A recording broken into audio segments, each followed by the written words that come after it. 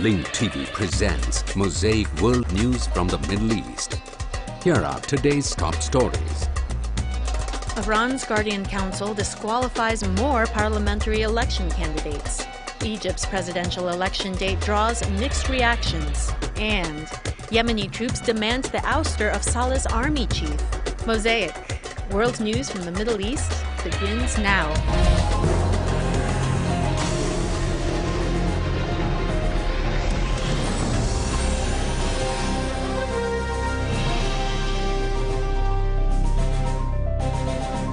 A spokesman for Iran's Guardian Council of the Constitution, Abbas Kadhahi, said the council disqualified a number of incumbent parliamentary representatives from the elections due to their involvement in a large financial fraud case. The Iranian official added that electoral law does not allow those allegedly involved in financial corruption to be nominated for elections. The Guardian Council of the Constitution relies on legal principles as outlined in the electoral law's candidacy mechanism. Therefore, we rejected the eligibility of 30 incumbent representatives in the parliament. A small number of them are involved in the latest financial embezzlement case, and the rest did not meet the qualifications for candidacy in the elections. Electoral law also states that those allegedly involved in financial fraud, judicially convicted, and involved in anti-regime activities are not eligible. In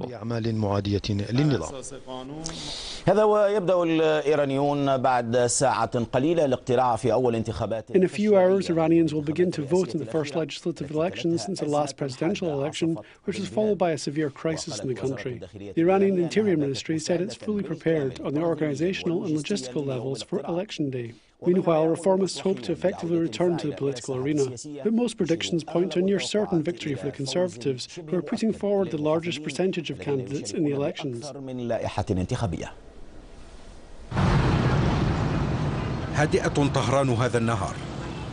Tehran seemed to be calm today. Hiding behind this silence are many debates and anticipations.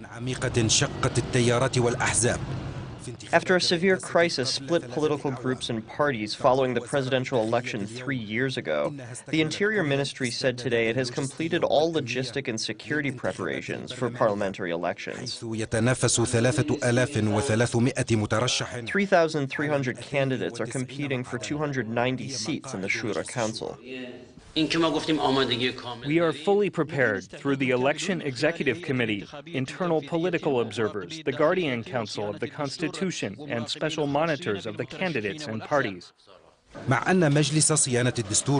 And even though the Guardian Council of the Constitution approved the eligibility of 70% of the candidates from the reformist movement, the movement's participation in the elections was limited. The reformists understand the situation. However, they are hoping for an effective return to the political scene. We hope the people will remove the extremists from all movements and resist those who support the government without any logical rationale. Our goal is to achieve an efficient parliament. As for the Conservatives, their maneuvers in the past several hours did not manage to unite their ranks. Their campaign posters differed, and the most controversial ones are those depicting President Ahmadinejad's policies. These people have a stronger popular base outside the capital, and they say they expect surprises. Unfortunately, some people want to smear the government's reputation through reckless criticism. I believe the people will reject them and their propaganda against the government, because the parliament is the official channel for holding the government accountable. Debates continue ahead of the election day. Most stop short at predicting a near-certain victory for the Conservatives. However, division among the movements is not as simple this time. Here, the controversy is growing and the debates are intensifying. Talks on preparations for the elections have ended, and talks about the voters' turnout have begun. Both the regime here and its enemies abroad consider any election in Iran to be equivalent to a referendum on the regime's legitimacy. And this is a permanent battle between Iran and foreign powers. Abdul Qadir Fayez, Al Jazeera, Tehran.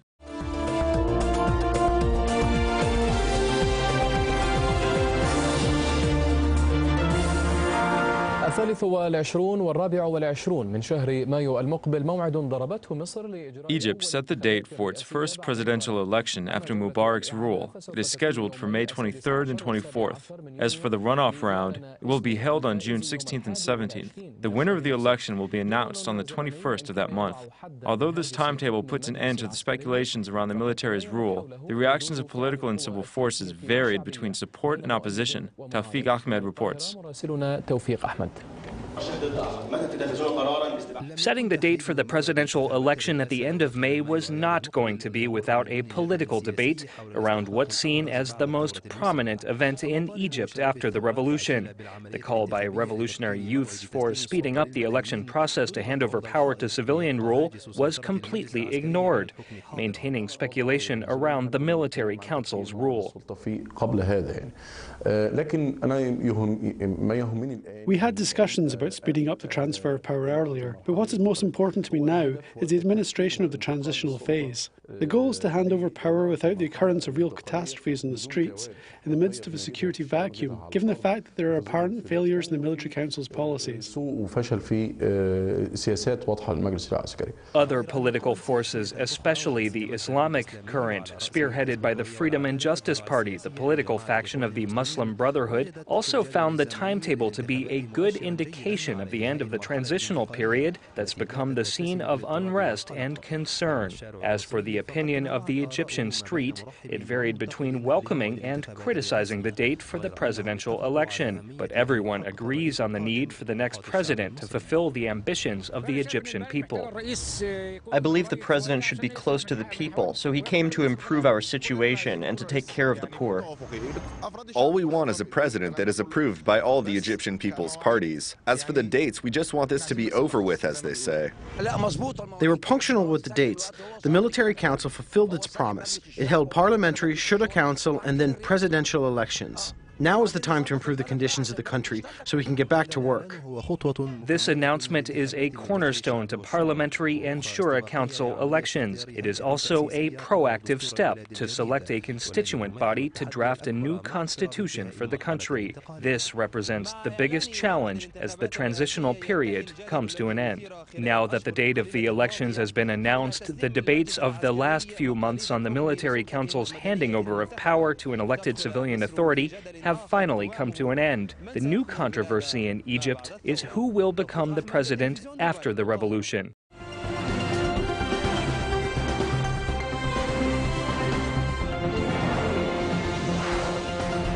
Welcome back. In Yemen, soldiers have taken to the streets in the capital Sana'a demanding the departure of the country's military chiefs, whom they accuse of corruption.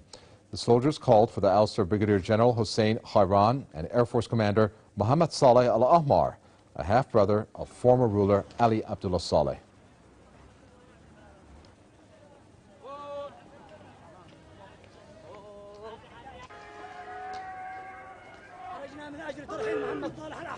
We have come out to dismiss Mohammed Saleh al-Ahmar, the enemy of God and the people of Yemen, who has spoiled the rights of Yemeni people. He must leave, otherwise we will oust him. Also, people in southern cities of Taiz and Baida demanded the immediate restructure of the army and the ouster of Saleh's relatives from power. The protesters chanted anti-American slogans and blamed Washington and Riyadh for keeping the former regime remnants in power. Washington and Riyadh pushed for a deal that transferred power from Ali Abdullah Saleh to his deputy in a U.S. and Saudi-backed single-candidate election. The deal also granted Saleh and his closest allies immunity from prosecution. 2 American troops have been killed after an Afghan soldier and a teacher opened fire on them in southern Afghanistan. The teacher grabbed a weapon from a soldier and turned it on the American forces at a military outpost in the southern Kandahar province. Anger has been growing with the U.S.-led foreign troops since word emerged in February that American forces had burned copies of the Holy Quran at Bagram Air Base. At least 6 American troops have been killed since the protests began over the insult of the Quran. Meanwhile, the special representative for the UN Secretary General in Afghanistan said Washington must take disciplinary action against the ones who desecrated the Holy Quran. Jan Kubis said the UN quote, deeply and profoundly respects Islam. A fresh annual report submitted by the United Nations Working Group on Enforced or Involuntary Disappearances has named Indian-controlled Kashmir as one of the places where the disappearances have been prevalent. The report has blamed India for not responding to his contentious requests.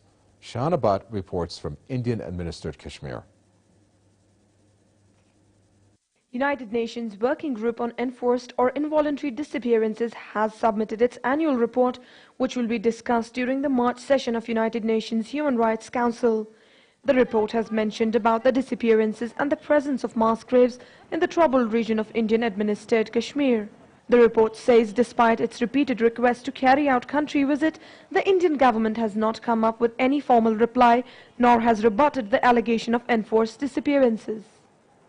India would be reviewed in the United Nations. There is universal periodic review of India happening this year. So this report by the UN Working Group on Enforced Disappearances would also form the opinion of the member states regarding what India has been doing on the human rights situation in India and particularly in Kashmir for us.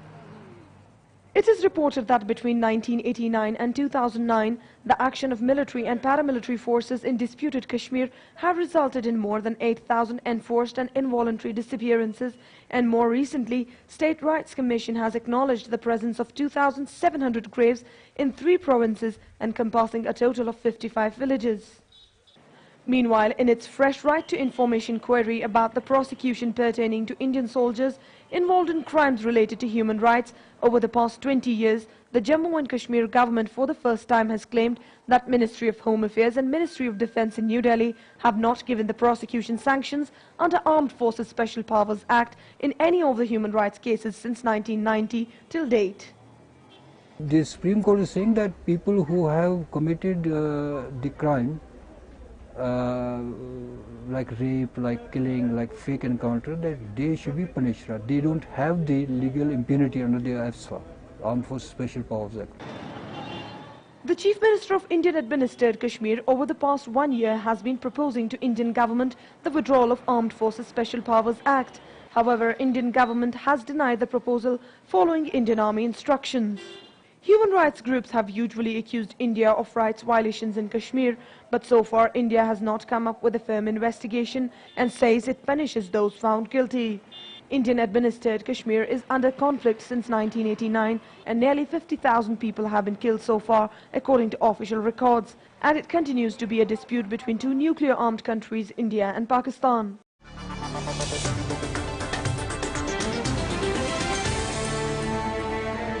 نقلت وكالة رويترز عن السلطات السورية قولها Reuters quoted Syrian authorities saying they allowed 2 organizations, the International Committee for the Red Cross and the Red Crescent, to deliver aid to the Baba Amer neighborhood and evacuate the sick and wounded. A source at the Syrian Network for Human Rights confirmed to the BBC that regime soldiers entered the neighborhood, adding that fighters from the Free Syrian Army carried out a tactical withdrawal this morning to protect civilians. Syrian state TV aired images of the city showing that life had returned to normal, according to the official report.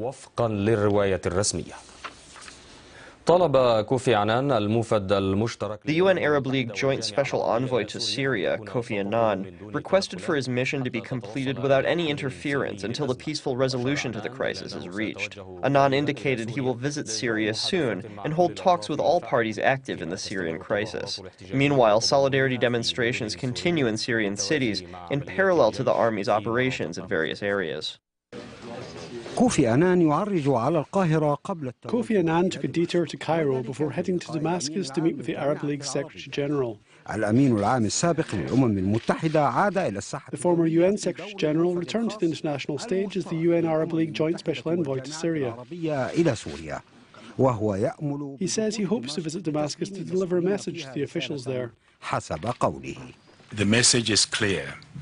The message is clear, which is that the killing and violence must stop. Humanitarian agencies must be given access to do their work, but it is regrettable that it is not happening.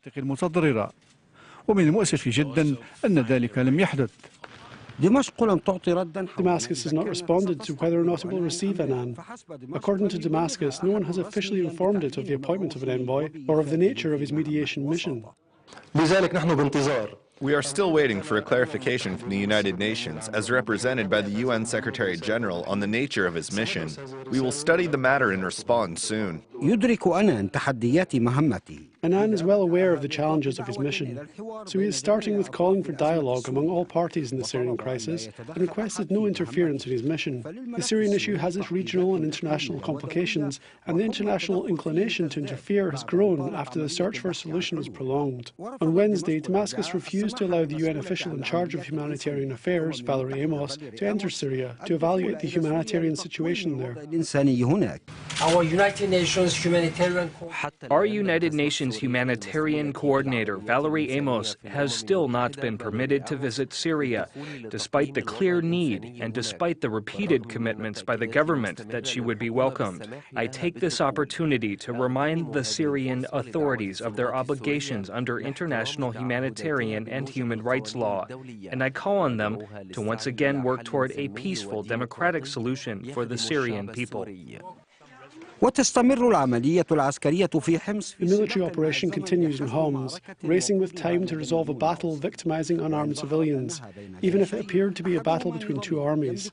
The regime's army is organized and has weapons and equipment, making it superior to its opponent, the Free Syrian Army, that fights in small groups besieged inside the city. However, resolving the military battle in Homs does not mean resolving it in Syria. Defections continue. Most recently, a defection took place in Deir ez-Zor, which was followed by clashes between the regime's army and the Free Syrian Army, after the latter intervened to protect the group of defectors. The clashes led to more victims, including civilians who were killed by the violent and indiscriminate shelling carried out by the regime's army attempting to capture defectors. While the war rages, all eyes are on Kofi Annan during his mission to Syria. Seeing that all previous efforts failed to end the bloodbath, the world has been watching for a whole year.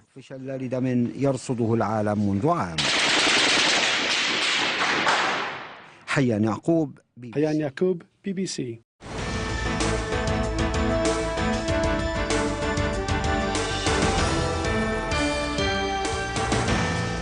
أصيب 15 شرطيا ومدني جراء انفجار في أثناء 15 police officers and a civilian were injured in a bomb attack on a Turkish police bus near the ruling party's headquarters in Istanbul. Local sources said the bombing took place in the Sutluk neighborhood near the ruling Justice and Development Party's regional headquarters. The sources added the explosion was powerful and caused damage to the road and nearby cars. A police official said the blast was caused by an explosive device placed on a motorcycle and set off by remote control as a police bus carrying 21 officers was passing by. The police surrounded the scene while the injured were transported to nearby hospitals.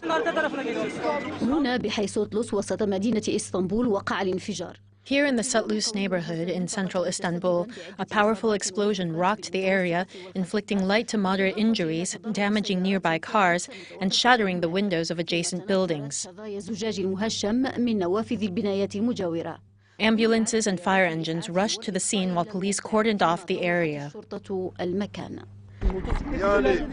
It seems like they used a booby-trapped motorcycle. The bomb was remotely detonated as a police vehicle carrying 21 officers was passing by. The attack caused fear and panic, especially since it took place near the ruling Justice and Development Party's regional headquarters and building of the Independent Industrialists and Businessmen's Association. The association spokesman said the blast injured several police officers and shattered the building's windows. This was also confirmed by eyewitnesses. I was walking in that direction when I heard a powerful explosion. Then I started to run in the opposite direction. I saw the targeted police vehicle and other damaged cars.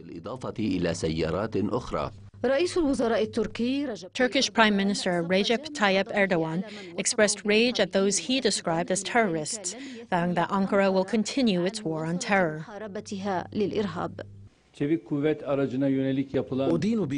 I strongly condemn this attack that injured 15 people. The perpetrators didn't achieve their goals. They will not be able to disrupt security and unity in this country.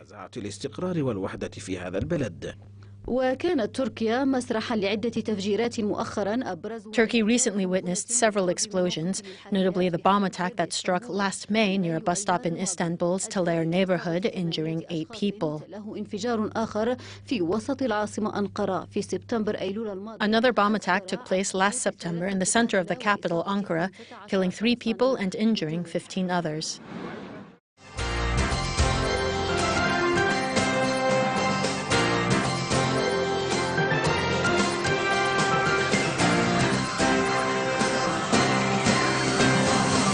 United States military has prepared options to strike Iranian nuclear sites in the event of a conflict. That's the word from the U.S. Air Force chief, who was speaking as Defense Minister Ehud Barak was holding talks on Iran with his counterpart, U.S. Defense Secretary Leon Panetta. Those discussions come on the eve of Prime Minister Benjamin Netanyahu's White House meeting on Monday with President Barack Obama. IBA's Eli Wogelanter has more. So in the run-up to the meeting on Monday between President Barack Obama and Prime Minister Benjamin Netanyahu, U.S. administration officials are talking tough on Iran. The head of the U.S. Air Force told reporters that the U.S. has prepared strike plans of its own in the event that sanctions fail to persuade Tehran to halt its nuclear development. Pentagon officials said military options being prepared start with providing aerial refueling for Israeli planes and also involve attacking the pillars of the clerical regime. These include the Islamic Revolutionary Guard, regular Iranian military bases, and the Ministry of Intelligence and Security. U.S. Secretary of State Hillary Clinton told the House Appropriations Subcommittee yesterday that so far sanctions are working. We think that the sanctions are affecting the thinking of the Iranians in the leadership, but we have to remain vigilant. We have to keep the pressure on. Clinton also said that the United States has an unprecedented level of cooperation with its ally Israel. Prime Minister Netanyahu has called the bilateral security cooperation unprecedented, particularly with respect to cooperative missile defense developments and realistic military exercises. So there is an ongoing consultation at the very highest levels between our two governments, and we share our assessments with the Israelis. We listen to their assessments, and I think that the Prime Minister's words really speak for themselves, that it's unprecedented. Also in Washington, Defense Minister Ehud Barak met with U.S. Defense Secretary Leon Panetta to discuss Iran, Syria, and developments in the Middle East, a meeting Barak called important and useful. The meeting took place at the Pentagon with Martin Dempsey, the chairman of the Joint Chiefs of Staff, also participating. The Pentagon press secretary did not address whether Panetta urged Israel not to strike Iran, saying only that the ongoing meetings between Panetta and Barak, their fourth since Panetta took over the Pentagon, provide them with opportunity to coordinate very closely with the Israelis on security issues, and we will continue to do so. Meanwhile, Netanyahu departs tonight for North America. He will meet with Canadian Prime Minister Stephen Harper tomorrow morning and spend the Sabbath in Ottawa before flying to Washington on Sunday. Eli Wogelanter, IBA News.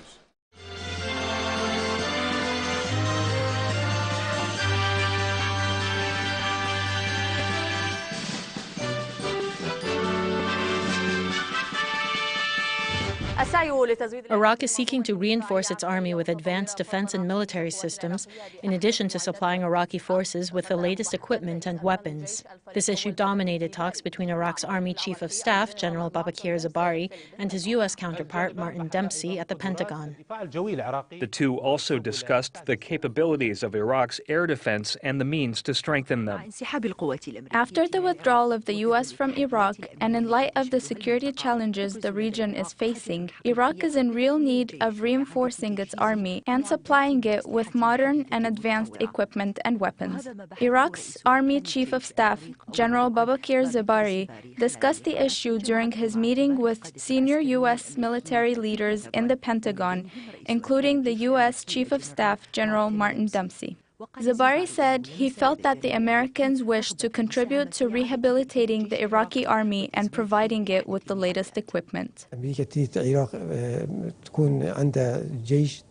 Iraq needs an army that can protect the border, the people, and its security. This protection is part of the defense system in the Gulf region. They feel the region is in imminent need for this protection, and it is very important, especially for our country. Security and Defense Committee member parliamentarian Shawen Mohammed Taha asserted that Iraq needs the cooperation of powerful countries to rebuild a military that is superior or equal to the armies of the region. In Iraq, we are in imminent need to rebuild a defense system, specifically the air defense. We have a major disadvantage in the Air Force. We need to protect the airspace of Iraq in general. If we look at Iraq's ground troops, we only have traditional forces in comparison with neighboring countries. The Army Chief of Staff's visit to Washington will include attending the 6th Conference of Aviation and Defense, aimed at improving the Iraqi Army's capabilities and its combat systems, relying on modern defense techniques. Zaina Ibrahim, Al-Iraqiyya, Washington.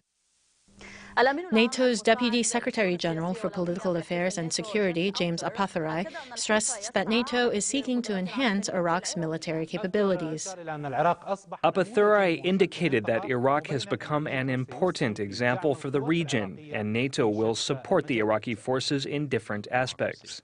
It's a very old country with a very rich tradition. Iraq is a very old country with a very rich tradition, but a new democracy. Iraqi media is moving forward under the democratic system. We are here to introduce the Iraqi people to our principles and commitment to help the Iraqi parliament and democracy.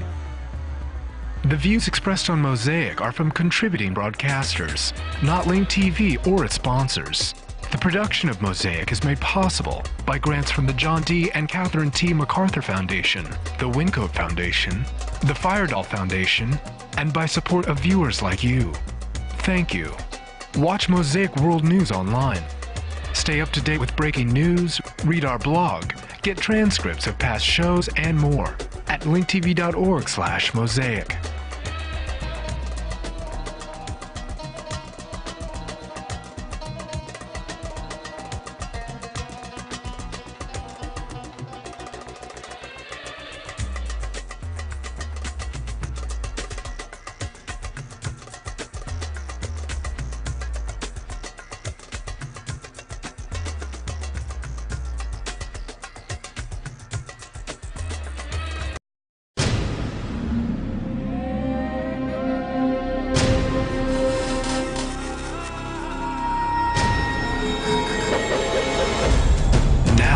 Airwaves, a global channel of uncompromising stories, world news, documentaries, entertainment, and culture.